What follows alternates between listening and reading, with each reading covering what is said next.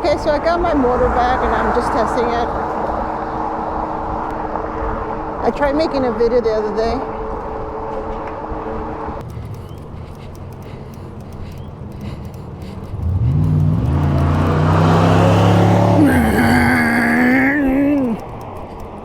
Like that's gonna make a difference. You just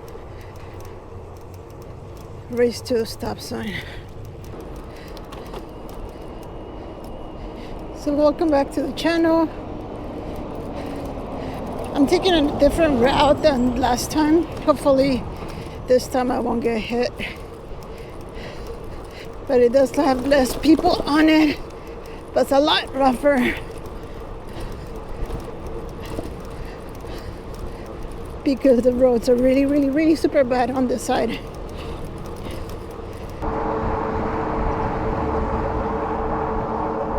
But as you can see, it didn't work out.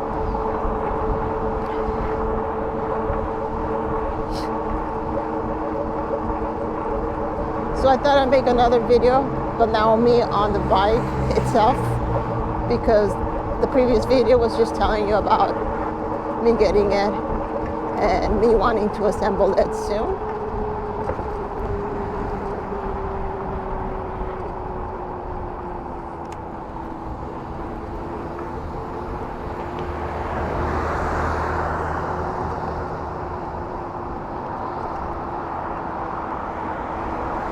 So it is assembled, and I think it still makes a sound. Doesn't make it as loud as it used to, but I think the sound's still there. So I'm gonna have to really use it because I've been off for a week, and I'll just let them know that if the sound persists, that yeah, it wasn't fixed. Hopefully they'll fix it for me, or at least give me a new motor, because this motor is obviously not working. And because I made the ticket before my warranty expired, I'm hopeful that they'll just say yes and fix it. I'm hopeful. But that's as far as I could do with that.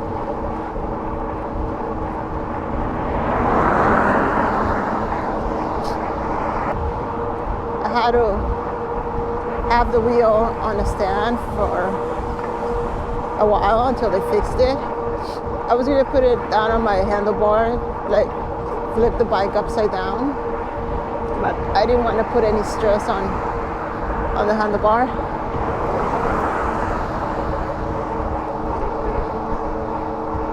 So I just opted to buy a little stand and just have it like that the whole time, which kind of worked.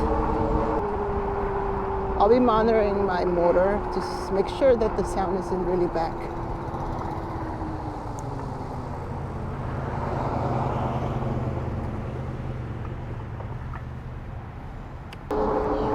So the sound that I hear is a rattle.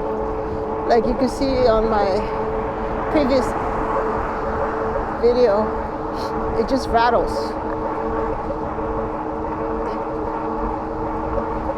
So they did say that they replaced the clutch, which they think, or they say, that was the problem. But for some reason it's still making that noise. And it doesn't do it on the side of the sprocket. It does it on the side that just has the motor wire coming out of it. So that's what I know. It's something to do with the motor and not the brake or the sprocket itself.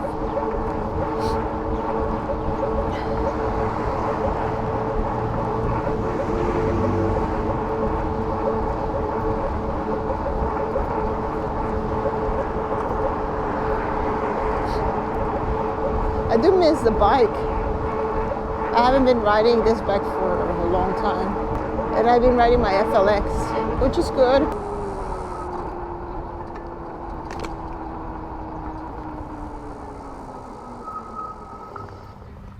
So there are problems with the clutch when you stop and go.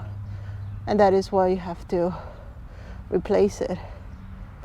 Forceful stop and go like a sudden stop and go, would mess up your clutch. And that's what happened. But sometimes you can't avoid the stopping and the going.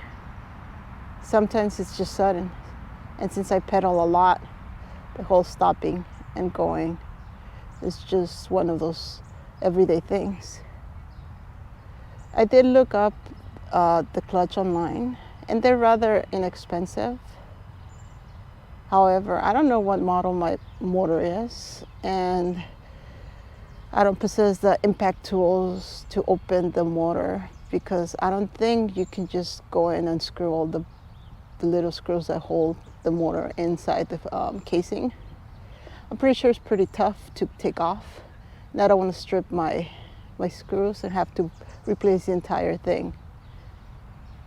So it looks pretty easy to replace, but like I said, I don't have the tools, and my upper body strength is not there to do it.